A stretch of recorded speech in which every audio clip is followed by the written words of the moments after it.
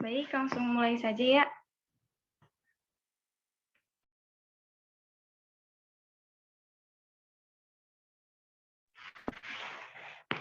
Assalamualaikum warahmatullahi wabarakatuh. Alhamdulillahirrabbilalamin, wabihi nasta'in, wa ala umuri dunya wadin, wassalatu wassalamu ala asrofil anbiya'i wa mursalin, wa ala alihi wa sahbihi ajma'in, amma ba'du. Pertama-tama marilah kita panjatkan puja dan puji syukur kehadirat Allah Subhanahu wa taala yang telah memberikan kita semua kesehatan sehingga bisa berkumpul pada Zoom hari ini. Sallallahu inda alam yakni habibana wa nabina wa maulana Muhammad sallallahu alaihi wasallam. Yang terhormat Ibu Haja Debbie Nabilatul Fauzia LCMA yang sebagai dosen pengampu hadis Tarbawi. Yang terhormat para audiens yang sudah hadir pada hari ini. Langsung saja kami dari Prodi Pendidikan Agama Islam kelas 6B kelompok 3. Hadis tentang penyakit menular adalah takdir dan kehendak Allah. Materi pertama akan disampaikan oleh Saudari Fitria Nur Amalia. Kepada Saudari Fitria Nur Amalia. Terima kasih kepada moderator. Silakan. Olivia dulu. David, Bibiana. Mohon maaf, pemateri pertama akan disampaikan oleh Saudari Elivia Rahmawati. Kepada Saudari Elivia, waktu dan tempat kami persilahkan. Baik, terima kasih kepada moderator. Di sini saya akan memaparkan materi yang pertama mengenai hadis, teks hadis. Bismillahirrahmanirrahim. Hadasana Abdullah ibnu Muhammad, hadasana Hisham ibnu Yusuf, ahbarona Ma'mar an-Zuhri an Abi Salamah.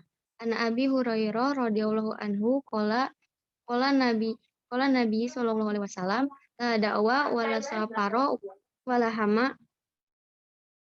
Rabbiyu ya Rasulullah pama badalu ibili takunu fi romli anha zibau fayuhalituha bari'u azrobu fayuzribuha. Faqala Rasulullah sallallahu alaihi wasallam pama slide selanjutnya yang mana artinya menceritakan kepada bin Muhammad menceritakan kepada kami Hisham bin Yusuf, mengabarkan kepada kami Ma'mar dari Juhri, dari Abu Salamah, dari Abu Hurairah radhiyallahu anhu berkata, Rasulullah Shallallahu alaihi wasallam bersabda, tidak ada adwa atau penyakit menular dan tidak ada safar atau kesialan di bulan Safar dan tidak ada juga hama atau burung hantu.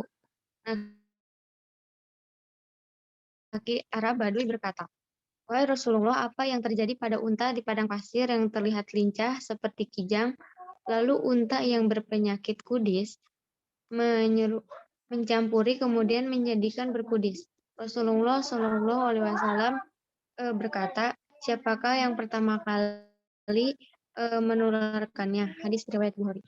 Terima kasih, saya kembalikan kepada moderator. Baik, terima kasih kepada Saudari Elivia. Materi selanjutnya akan disampaikan oleh Saudari Fitria Nur Amalia. Kepada Saudari Fitria Nur Amalia, waktu dan tempat kami persilahkan.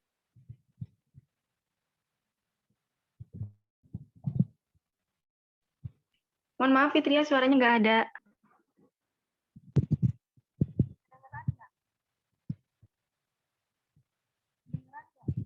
Enggak, belum kedengaran. Nggak ada, Pi. Nggak ada suaranya, Pi. Pi.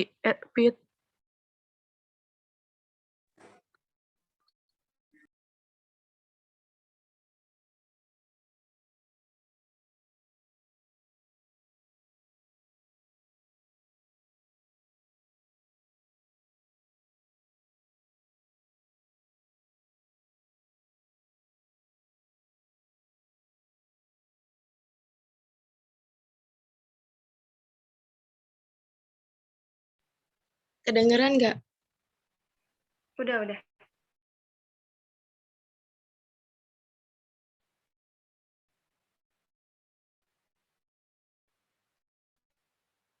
Sinyalnya jelek.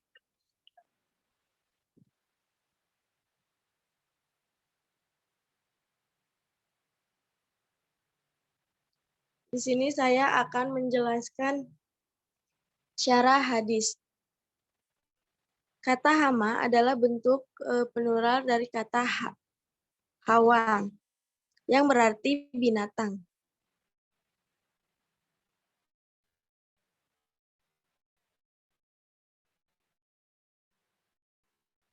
Binatang melata yang membahayakan manusia. Mereka tidak membahayakan karena diri mereka sendiri, melainkan bisa membahayakan apabila Allah menghendaki binatang tersebut membahayakan bagi orang yang dikenainya. Zubair bin Makar menyebutkan bahwasanya orang Arab pada masa jahiliyah mengatakan apabila ada seorang yang dibunuh dan belum dibalaskan dendamnya, maka keluar dari kepalanya hamah, yaitu cacing yang mengelilingi kuburannya. Seraya berkata, berilah aku minum, berilah aku minum. Apabila dibalaskan dendam, ia akan pergi. Jika tidak, maka ia tetap tinggal. Sedangkan Al-Qafaz berkata, hama adalah seekor burung malam, yaitu burung hantu. Menurut Ibnu Al-Arabi, dahulu orang Arab jahiliyah menganggapnya sebagai pertanda kesialan.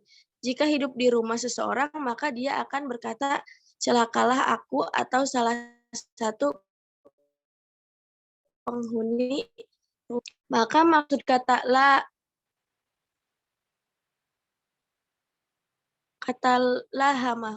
lahamah dalam hadis adalah bentuk ada pertanda kesialan dengan adanya burung hantu dan sejenisnya.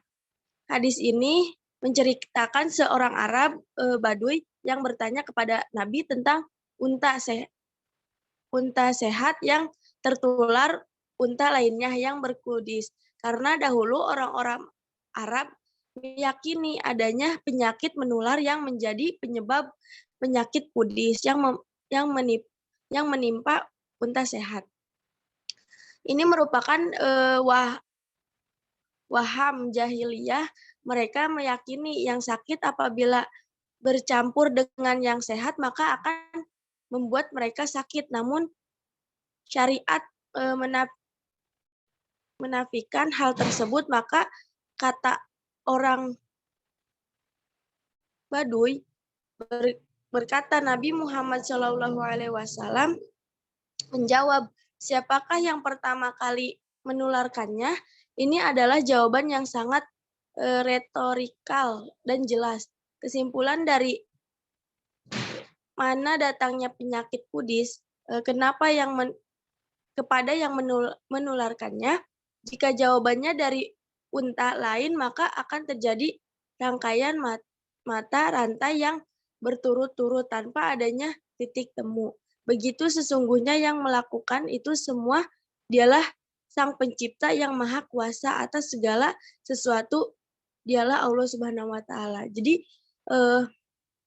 kayak penyakit COVID gitu, kalau misalkan Allah menghendaki tertular, maka tertular. Jika Allah tidak menghendaki tertular, maka tidak tertular. Sekian yang bisa dapat saya sampaikan. Kurang lebihnya mohon maaf, moderator. Baik, terima kasih kepada Saudari Fitrin Amalia. Materi selanjutnya yaitu pelajaran yang dipetik dari hadis yang akan disampaikan oleh Saudari Elivia Rahmawati. Kepada Saudari Elivia Rahmawati, waktu dan tempat kami persilahkan. Terima kasih kepada moderator. Selanjutnya, sini saya akan memaparkan mengenai pelajaran yang bisa dipetik dari hadis tersebut. Dalam Islam menetapkan adanya penyakit menular, tetapi penularan tersebut tidak mungkin terjadi atas izin Allah Subhanahu wa taala. Jadi kalau Allah tidak mengizinkan, maka tidak akan tertular kepada orang-orang, terutama orang-orang yang di dekat kita. Nah, dahulu orang-orang jahiliyah dirinya. Dengan hadis ini, Nabi Muhammad membantah keyakinan mereka bahwa penyakit menular itu ada, tapi ada yang mengizinkan terjadinya penularan adalah Allah. Melalui hadis ini, Rasulullah mencoba mendekatkan perkara penyakit kepada logika manusia, agar manusia berpikir bahwa penyebab penyakit bukanlah berasal dari yang sakit, melainkan dari zat yang menciptakan sakit dan menciptakan sehat, yaitu Allah Subhanahu wa taala, Tuhan semesta alam. Nah, pada saat ini kasus pandemi COVID-19 atau corona yang melanda sebagian besar negara di dunia. Nah, kita sebaiknya harus mentaati anjuran pemerintah untuk melakukan jaga jarak, rajin cuci tangan, menggunakan masker, dan menjalani pola hidup sehat dan makan, tidur, dan olahraga yang cukup. Karena taat kepada ulil amri atau pemimpin merupakan perintah Allah dalam Quran Surat An-Nisa ayat 59. A'udzubillahi minasyaitonirrajim. Bismillahirrahmanirrahim. Ya ayyuhalladzina amanu atiullaha wa atiur rasula wa ulil amri minkum. Fa in tanazza'tum fi syai'in farudduhu ilallahi wa rasul. In kuntum tu'minuna billahi wal yawmil akhir. Dzalika khairul wa ahsanul tawila. Yang mana artinya, hai orang-orang yang beriman, taatilah Allah dan taatilah Rasul-Nya dan ulil amri di antara kamu. Kemudian jika kamu berlainan pendapat tentang sesuatu, maka kembalikanlah ia kepada Allah, Al-Quran, dan Rasul, sunnahnya jika kamu benar-benar beriman kepada Allah dan hari kemudian, yang demikian itu lebih utama bagimu dan lebih baik akibatnya. Cukup sekian yang bisa saya sampaikan, kurang lebihnya mohon maaf. Saya kembalikan kepada moderator. Baik, terima kasih kepada Saudari Elivia Rahmawati. Selanjutnya, kami akan membuka sesi tanya-jawab kepada para audiens yang ingin bertanya. Kami persilahkan.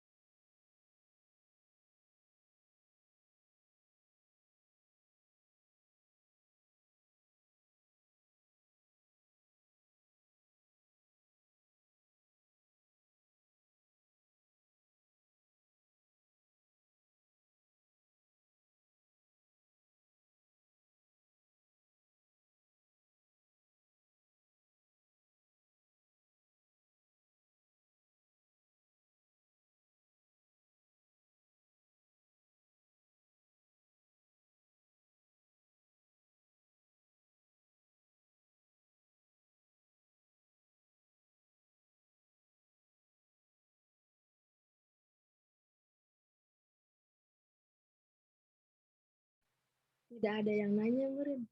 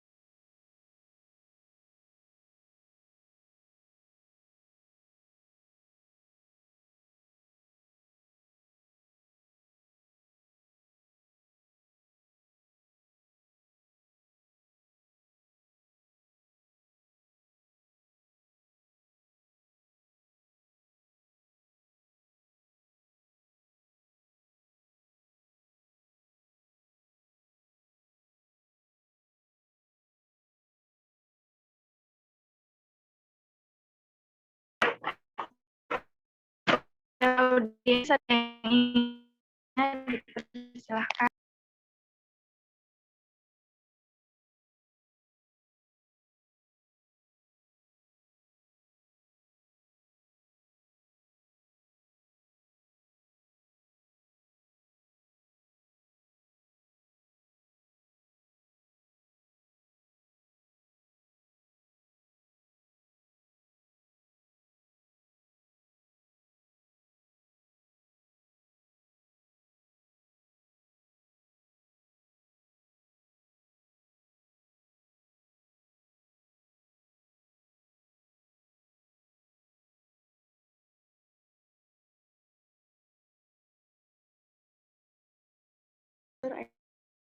Ya,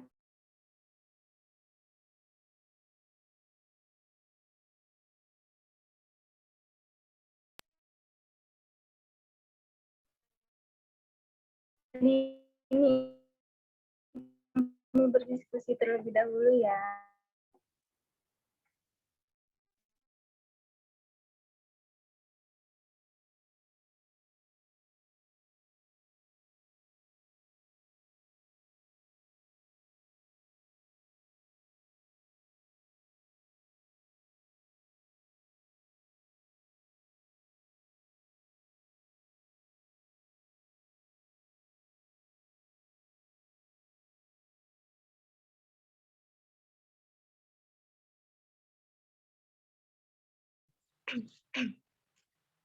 pertanyaannya kata Teh Dini kan HIP menular apa karena Allah?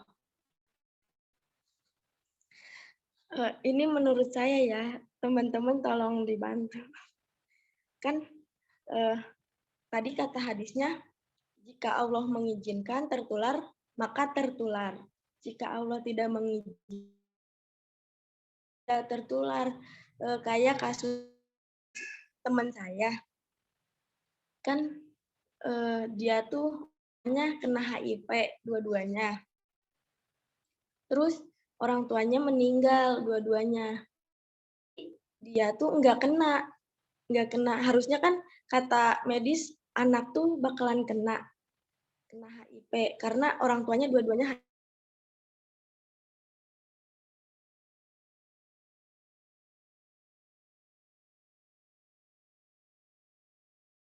Kata Allah tertular, maka tertular. Kalau misalnya enggak, kata Allah enggak tertular, jadi enggak tertular gitu Teh. Tapi kita jaga-jaga aja kalau misalkan apa nih yang buat HIP ini tertular gitu, jangan mendekati atau jangan melakukan gitu. Gitu aja sih kalau menurut saya. Teman-teman jika ada yang ingin menambahkan silakan.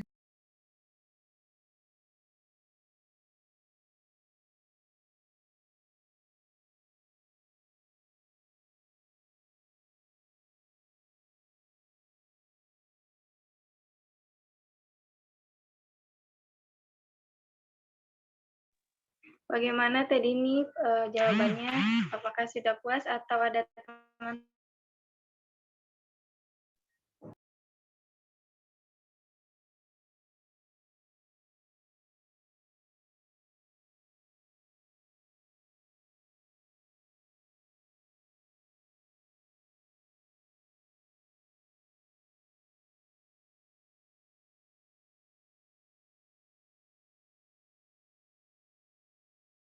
Alhamdulillah, terima kasih ya Teh Dini.